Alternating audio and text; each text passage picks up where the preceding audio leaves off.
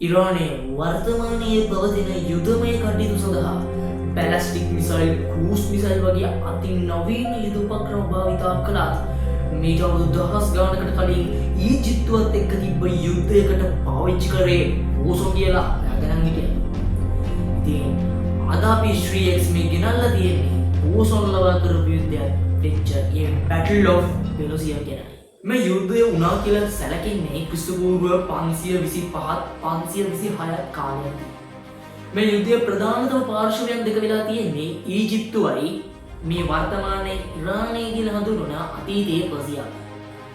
ඉතින් ඔයකට ගොඩක් අය ගෙස් කරන්න නැති මේ පූසු හා සම්බන්ධ හින්දා මේක ඊජිප්තුවත් එක්ක අනිවාර්යයෙන්ම සම්බන්ධ වෙන්නේ නැති කියලා. මොකද ඊජිප්තුවේ ජනතාව ගොඩක් මේ පූසන්ට වන්දනාමාන කරලා තියෙනවා වගේම ගොඩක් ගරු සැලකිලි දක්වලා තියෙනවා. ඒකට හේතුවක් උනේ ඊජිප්තු ශිෂ්ටාචාරවල එන බැස්ටර්ස් කියන දේවතාවය. ඉතින් මෙයාගේ හැඩරුව ටිකක් පූසෙක් හා සමාන හින්දා ගොඩක් ඊජිප්තු ජනතාව මේ පූසන්ට ඒ අර බැස්ටිස් දේවතාවට තියෙන ගරුත්වය හින්දා ගොඩක් පූසන්ට ගොඩක් ගරු සැලකිලි දක්වලා තියෙනවා. ඉතින් මේ යුද්ධය කොහොමද උනේ කියලා කතා කරොත් මේ යුද්ධය සිද්ධ වෙන්නේ පොඩි පෞද්ගලික ආරෝහණයක්. ඒක වෙන්නේ මෙහෙම. පර්සියාව එකට රජකම් කරලා තියෙන්නේ දෙවනි කෙම්බෑසස් රජතුමා. ඊජිප්තුවේකට රජකම් කරලා තියෙන්නේ දෙවනි ඇමසිස් රජතුමා. ඉතින් මේ දෙවනි කෙම්බෑසස් රජතුමාට ඊජිප්තුවේ ඇමසිස් රජතුමාගේ දියණියට පොඩි ආකර්ෂණයක් ඇති වෙලා ඒ ඇමසිස් රජතුමාගේ දියණිය විවාහ කරගන්න ඉල්ලුවා. ඇත්තටම ඊජිප්තුවේ රජකම් කළේ දෙවන ඇමසිස් රජතුමා තමන්ගේ දියණිය පර්සියාවේ රජකම් කළ දෙවනි කෙම්බෑසස් රජතුමාට දෙන්න අකමැති වෙනවා. ඉතින් ඒක හින්දා දෙවනි ඇමසිස් රජතුමා මොකද කරන්නේ? තමන්ගේ නාතිත්වයක් වෙනත් දුවක් පර්සියාවේ රජකම් කරපු දෙවනි කෙම්බෑසස් රජතුමා ළඟට යනවා. ඉතින් කොහොම හරි දෙවනි මේ පර්සියාවේ රජකම් කළ දෙවනි කෙම්බෑසස් රජතුමා මේ දෙවනි ඇමසිස් රජතුමා එක්ක යාට නාතිත්වයක් තියෙන දුවගේ ඇත්ත මනන්නතාවය දැනගත්තට පස්සේ දෙවනි කෙම්බෑසස් රජතුමාට මාර ආවේශ වෙනවා. ඊට පස්සේ දෙවනි කෙම්බෑසස් රජතුමා ඊජිප්තුවට විරුද්ධව යුද්ධ ප්‍රකාශ කරනවා. යුද්ධය ප්‍රකාශ කරාට දෙවනි ඇමසිස් රජතුමාට යුද්ධ වදින්න නම් වෙන්නේ නැහැ. මොකද එයා යුද්ධ ප්‍රකාශත් සමගම එයා මිය වෙනවා. ඉතින් අන්තිමට කොහෙවත් යන යුද්ධයකට කරගහන්න වෙන්නේ දෙවන ඇමසිස් රජතුමාගේ පුතා වෙච්ච දෙවනි සෙම්ටික් රජතුමා. ඉතින් තාත්තගේ නම්බුවර ගන්න උත්සාහ කරපු දෙවනි සෙම්ටික් රජතුමා තමන්ගේ ඊජිප්තු හමුදාව පෙලොසියම් වල කඳවුරුගත කරගත්තා. ඉතින් පෙලොසියම් වල කඳවුරු කරගත්ත ඊජිප්තු සෙබළුන්ට විරුද්ධව යුද්ධයට එන්න හදපු පර්සියාව යුද හමුදාවත් එක්ක කෙම්බෑසස් රජතුමා පූසෝ ටිකක් එවලු. ඇත්තටම මෙතනදී දෙවනි කෙම්බෑසස් රජතුමා ටිකක් බුද්ධිමත් රජ කෙනෙක් වගේ නෑ. එයා ඊජිප්තු ශිෂ්ටාචාරයේ හොඳ අවබෝධයක් තිබ්බ රජ කෙනෙක් විදිහට හඳුන්වන්න පුළුවන්. මොකද එයා දැනන් හිටියා මේ ඊජිප්තු මිනිස්සු ගොඩක් මේ පූසන්ට වන්දනාමාන කරනවා වගේ මේ පූසන්ට ගොඩක් ගරු කරනවා කියලා. ඉතින් ඒකත් එක්ක මේ පර්සියානු හමුදාවත් එක්ක මේ පූසේ කෙම්බෑසස් රජතුමා අන්තිමට යුද්ධෙන් දිනනවා.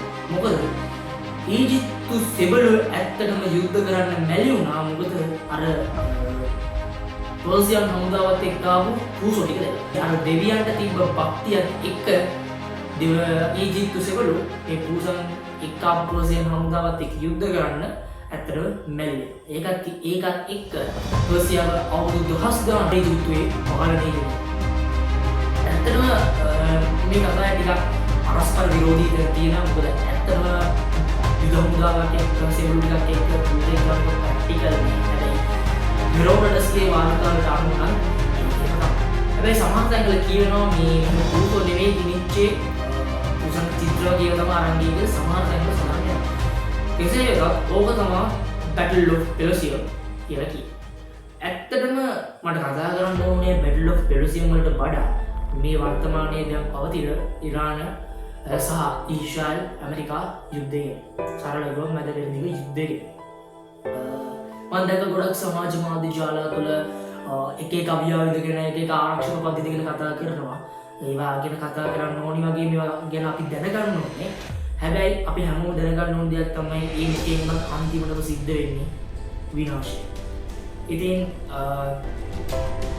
ඉරානය ඇමරිකාවට වඩා මම මෙතන ඊශ්‍රායල් ගැන කතා කරනවා. මොකද ඊශ්‍රායල් ජනතාව දැන් අවුරුදු 2ක් 3ක් ඊටත් වැඩි කාලයක් තිස්සේ යුද්ධ කීපයකට නැදීලා යුද්ධ වලින් බැට කාලා ඉන්න මිනිස්සු ගොඩක් තමයි දැන් ඊචාරේ ඉන්නේ. මිනිස්සුන්ගේ ඇත්තටම මෙන්ටල් එක දැන් තුනක් ගොඩක් බ්‍රේක් ඩවුන් වෙලා ඇත්තේ. ඉතින් අපිට කරන්න පුළුවන් ඒ කට්ටියට කෙයා කරන්න කියලා සිංහලෙන් කිව්වොත් මෛත්‍රී. අපිට ඒ කට්ටියට කරන්න පුළුවන් මෛත්‍රී විතරයි. ඉතින් මොකද මොන ජාතියක් වුණත් මොන ආගමක් වුණත් ඒ හැමෝම මිනිස්සු. අනිත් එක තමන්ගේ දේශය ආරක්ෂා කරන්න යුදවදින විවිධ සෙබළු තමන්ට උඩින් එන ඕඩර් එක හරි වුණත් වැරදි වුණත් ඒක පිළිපදින්න ඕනි. ඒ අමට ඒ කට්ටිය බැඳිලා ඉන්නේ. ඉතින් ඒකත් එක්ක ලොකු අවදානමක් කරන් මේ යුද්ධය ඉස්සරහා සටන් කරන ඒ සෙබළු හැම කෙනෙක්ම ඉන්නේ ගොඩාක් අන්සෙට් සහ මෙන්ටලි එකකින් ගොඩක් පහත් වෙන. ඉතින් ඒ හැමෝටම මම කියන්නේ පුළුවන් විදිහට මෛත්‍රී කරන්න. මොකද මම හිතනවා අපේ ලංකාවේ මේ විදිහට නැති වුණා අපි දෙකින් බැටකාපු රටක් විදිහට අපි මිනිසුන්ට ගොඩාක් ඒකේ අඳුරු පත කියන්නේ නැති. ඉතින්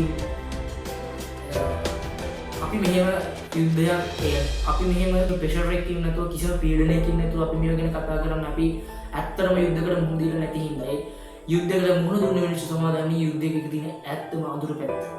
ඉතින් පුළුවන් විදිහට ඒ හැමෝටම මෛත්‍රී කරන්න. ඉතින් ඒක තමයි මට කියන්න තියෙන්නේ. මේ වීඩියෝ එකේ අන්තිමට මම දෙයක් කියන්න හොයද්දි මට හම්බුණා ක්‍රිස්ටෝෆර් නෝලන් ඩිරෙක්ට් කරපු ඕපන්හයිමර් මූවි එකේ ඉන්ට්‍රෝ. ප්‍රොමීතියස් දිව්‍යරුන්ගෙන් ගින්දර හොරකම් කරගෙන මිනිස්සුන්ට ගන්නවා. ඒකට දඩුවමක් විදිහට දිව්‍යරුන් ප්‍රොමීතියස් සදාකාලිකව ගලගල කරා වගේ. මේක ලොකු දෙයක් විතරයි. යුද්ධය මොකක් වුණත් යුද්ධයේ අවසානයේදී වෙන්නේ දෙපාර්ශ්වයටම පාළුව. දෙපාර්ශ්වයට වෙන්නේ හානිය. ඊගෙන හැමෝම පරිස්සමින් ගුඩ් බයි.